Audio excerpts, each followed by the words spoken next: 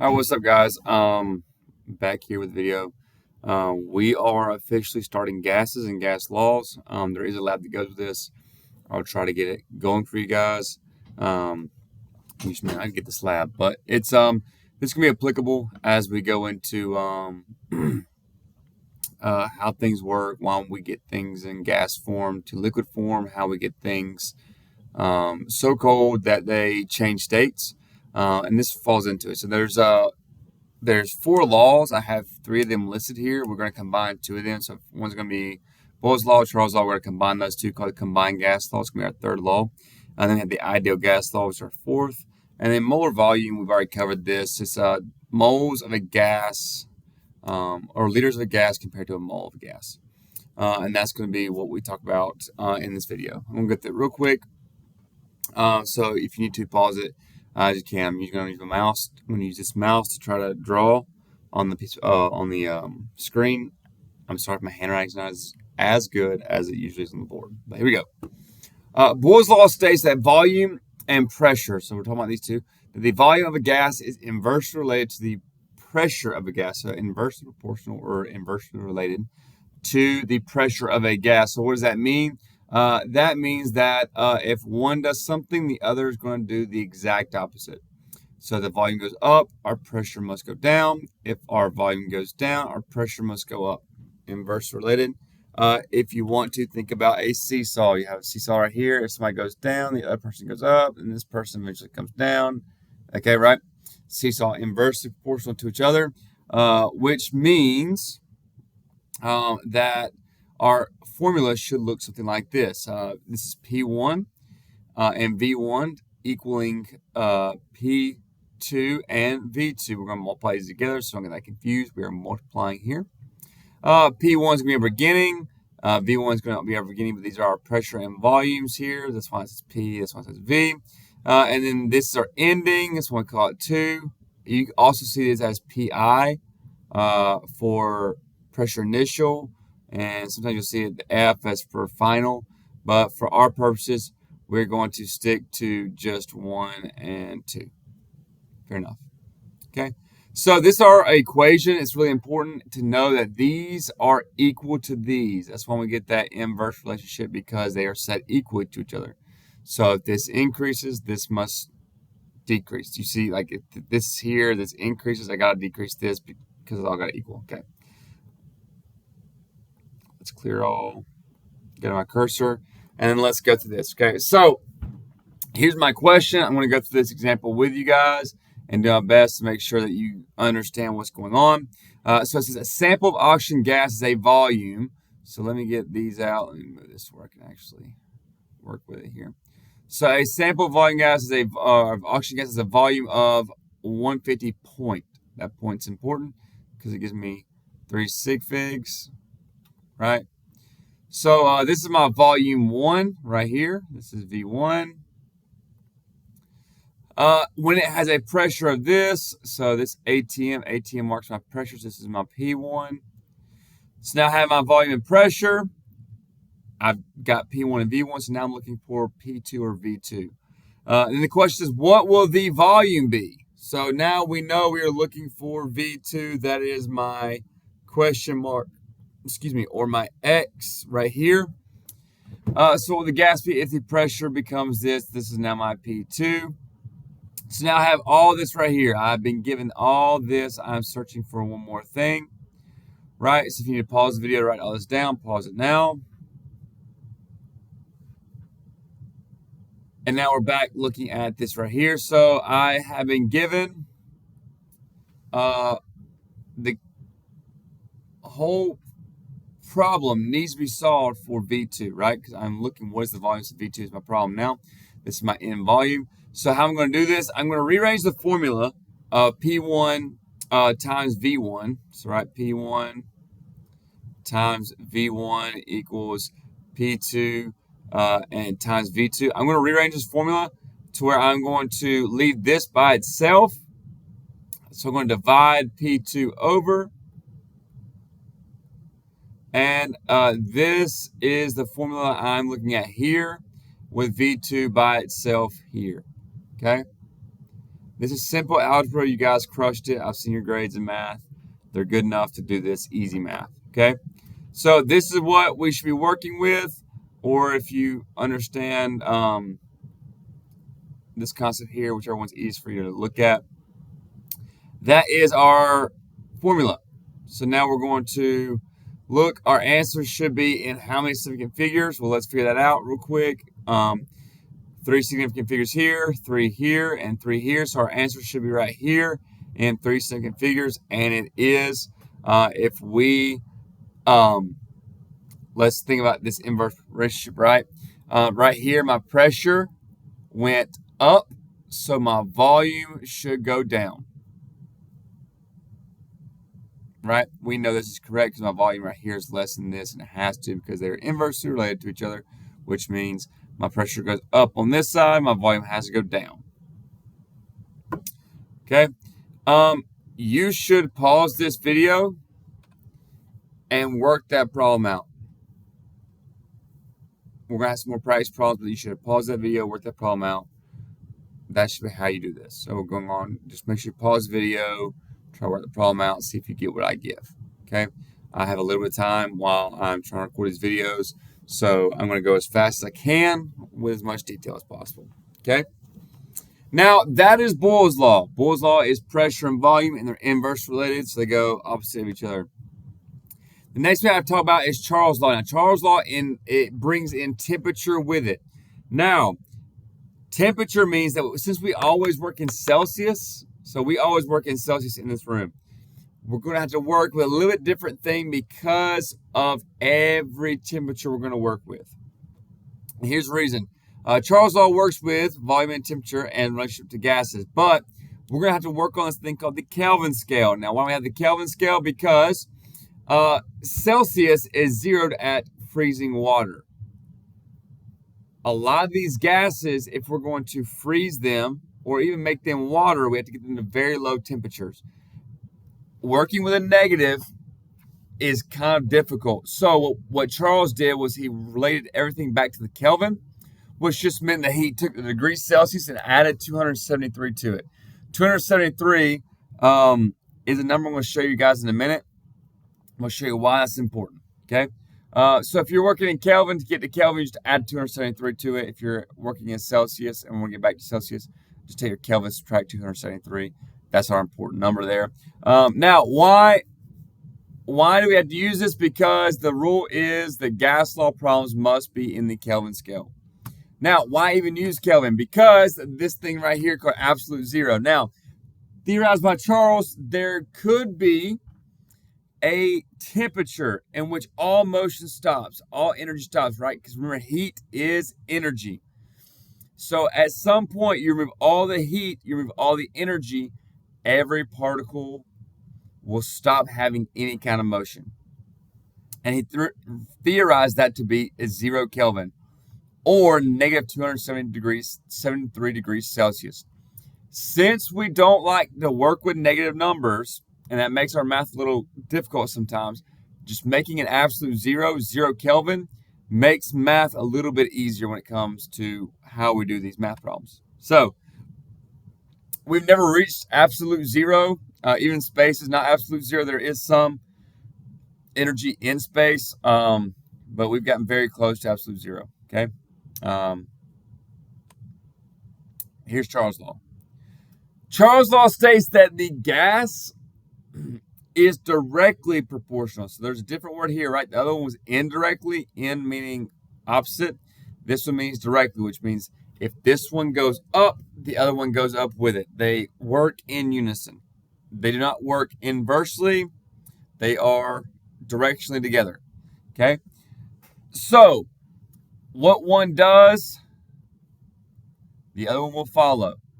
If volume goes up, temperature must go up. If volume goes down, temperature must go down. And now, if we put our thinking caps on for just a minute and think about what we see right here with these temperature and volumes, the other one, all right, Boyle's law, where the pressure and volume were multiplied together. Right here in Charles' law, what we're going to have these divided by each other. Now, I know that the slide kind of makes it hard to see this, but we are dividing volume and temperature. Okay? So, my V1 right here is still on initial volume. T2 is initial temperature. And I'm dividing these by each other. Okay? And you got to understand that we can work these problems around however we need to. But at the end of the day, these are our equations.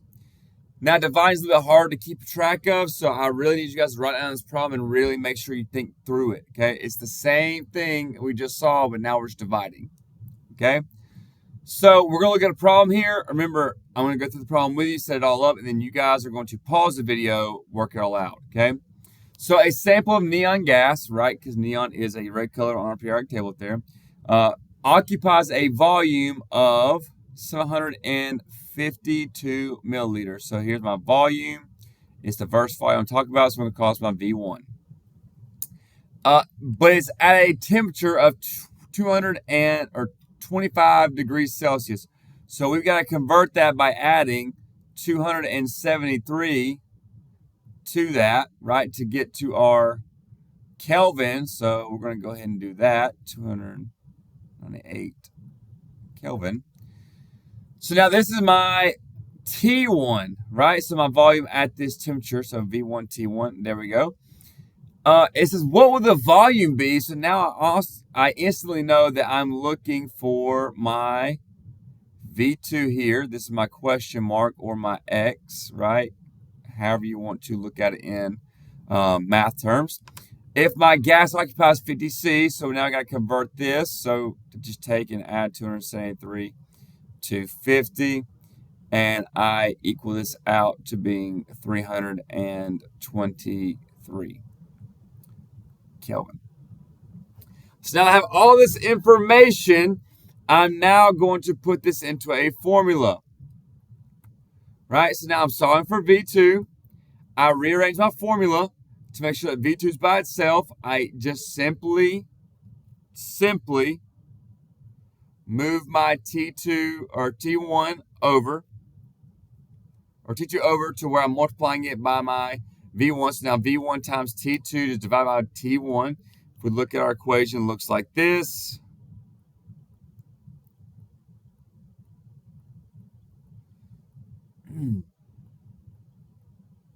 Right, I need to move this over, so I'm going to multiply T2 here, which cancels them out. Now V1 times T2 divided by this. This I'll multiply over here, leave my V2 by itself.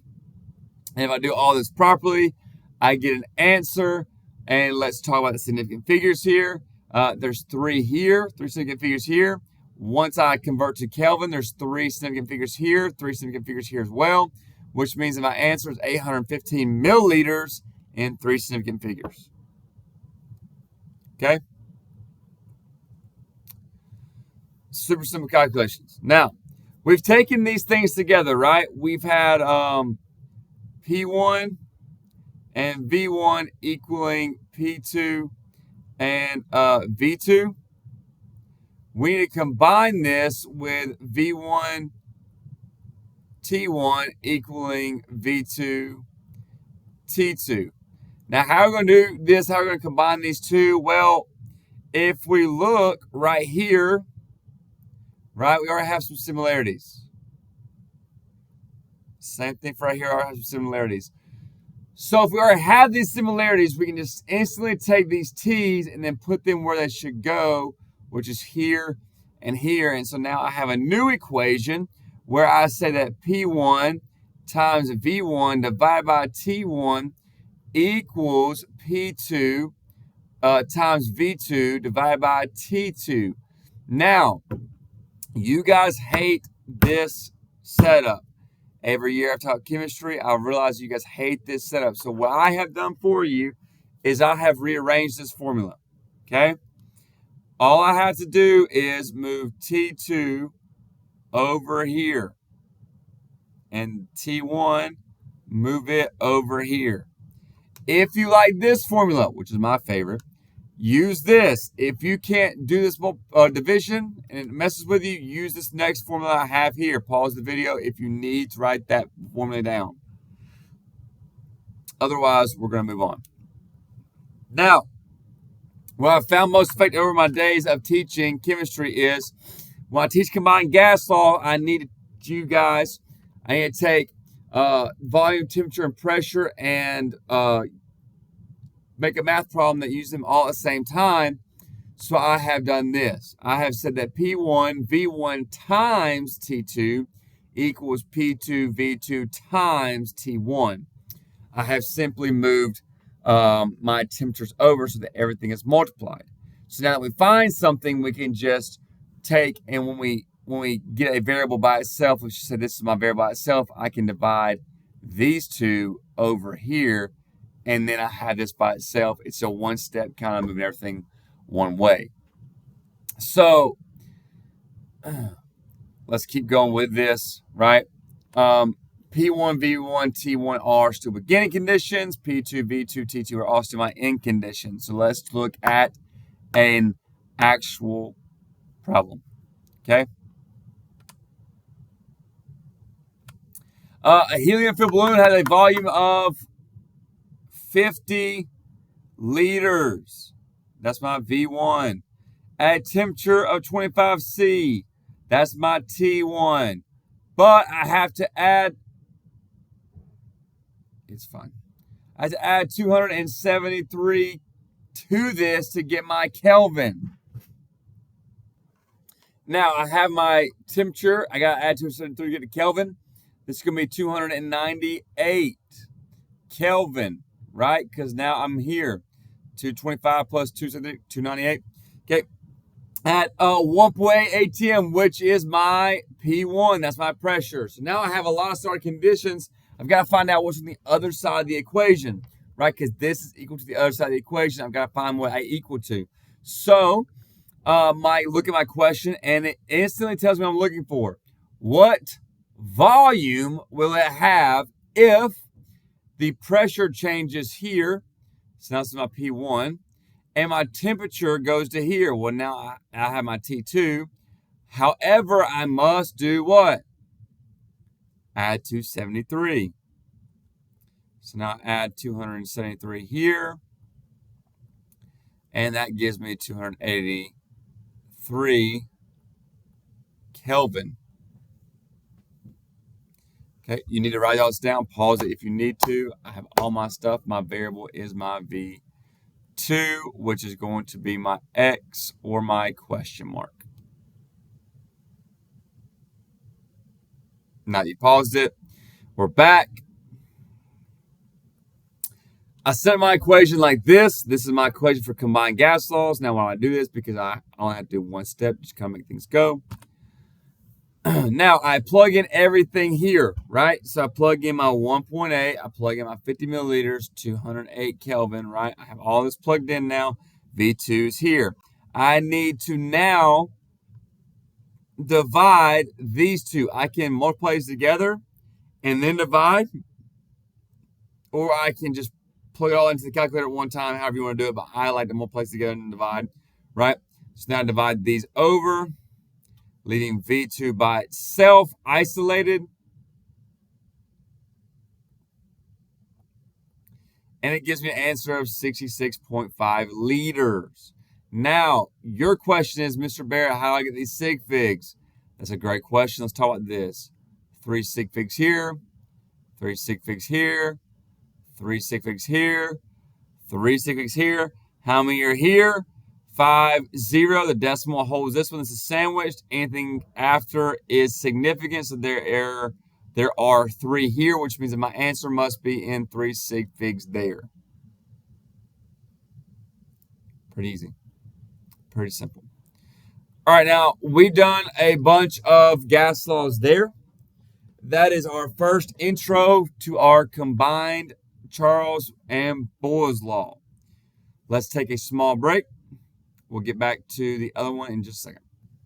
Now, we're going to move on. Now we're going to get into ideal gas law. Ideal gas law is now we're looking at the pressure, the volume, the temperature, moles, and we're all putting it together. Okay? Now, what do all these things mean? Let's go through them together. Okay, P is, of course, pressure. We work with it just a second in Boyle's law and combined gas law. V, Charles' law and combined gas laws. We're going to skip the N for a second, skip the R for a second. T was our temperature, Charles' law and combined gas law. Now let's come back to this N. N is the number of moles. We're back here to moles. Moles. M-O-L. Moles equals N. Okay? And then we have a constant, which is R. Okay? For this, when we're talking about liters and ATMs, moles, and Kelvin, our constant is this. For right now, we're going to work with just ATMs, not torr, not millimeters of mercury, just ATM. Why? Because when I change ATM, I change those a little bit. My constant must change a little bit. Okay? So that's what we're going to work with for right now, just ATM. So let's go onward. Now, here's my ideal gas law example. You have the formula written out. Let's just work it. Now, all the formulas multiplied. So when we move stuff, we're going to have to divide. That's the rule. Okay? So let's look at what we have. Let's pick it out together. The pressure exerted in ATM, what is it? So now we're going to know we are looking for P. We know just based off the first little bit of this question, we're looking for P, which means that I am now given my N, right? Because that is moles, so that's my N. I'm giving my volume right here, liters. This is my volume. And I have been given my temperature. Somebody so kindly already gave it to us in Kelvin, so this is my temperature. And R is a constant. Do constants change? No, they do not change. So R is going to always be R. So now I can take all this right here. My equation is PV equals NR, capital R, T. And we are looking for this guy, which means we're going to divide all this by V to get P by itself. So our equation is going to be P equals nRT divided by V. Pause that if you need to real quick. So now we wrote this out, P equals nRT. We do our math, bada boom, bada bang. We got our pressure. Our pressure is going to be in what unit? ATM. It's right there if you didn't know. And it's going to be 1.22 ATM. Now, why is it in 3 significant figures? We'll come back to here. How many significant figures there? 1, 2, 3. How many are here? 1, 2, 3. How many are here? 1, 2, 3. Which means our answer is going to be in 3 significant figures here. Okay? That is the most difficult it can be. Right? That's as difficult as I can make these problems. They are simple algebra problems that do not get much more in depth. Okay, they don't get much different than that. Okay. All right, let's go ahead to molar volume and talk about molar volume for just a minute. And I believe then you guys will have a worksheet. Okay. This is just something we're going to rehash out that we already know, but you guys got to remember it. Okay. 1 mole of anything equals Avogadro's number, which is 6.22 times 10 to the 23rd molecules. Special word about molecules. What does molecules talk about? Why do we have to talk about molecules? Because molecules is only for nonmetals. So we're talking molecules here. Okay, 1 mole of any gas. Gas is a nonmetal, right? Will occupy the same volume as 1 mole of any other gas. So when we talk about 1 mole of any gas, there are 6.22 times 10 to the 23rd molecules in that mole of gas. That's fantastic. Now, the big one that we're going to cover here is this right here called our standard molar volume of gas. So now, I told you before, we're going to rehash it out, that 1 mole of anything equals 22.4 liters of that gas, but it has to be under SPT. If you don't remember what SPT is, go back through your notes and find SPT. All right, now I know you went back through your notes and SPT, you found it, and SPT is standard temperature and pressure, standard temperature being 273 Kelvin, and pressure being 1 atm, 1.00 actually, atm. Okay, now we have that together. Let's go and do a problem with the molar volume. Okay, here all we need is to know moles and liters of that mole. Okay, it's a set equation, so let's talk about it. A chemical reaction produces this many moles of O2.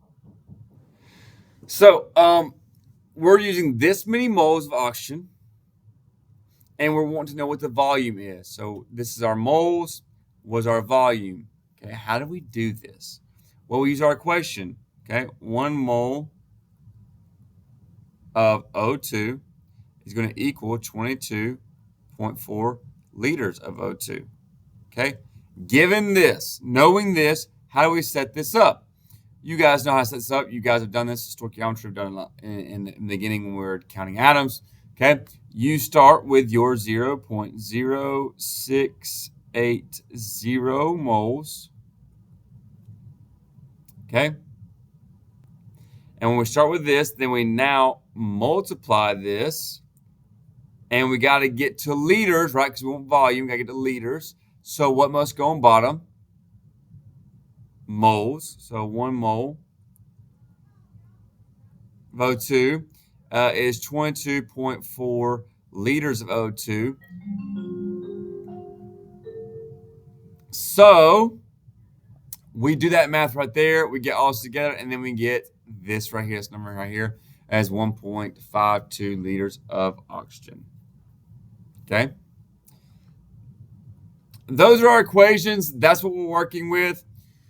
I hope you guys can use this video, rewatch it multiple times, look at it as many times as you want to. You're going to have a worksheet that you guys need to work through, okay? If you have questions, simply ask. You don't know the answer unless you ask.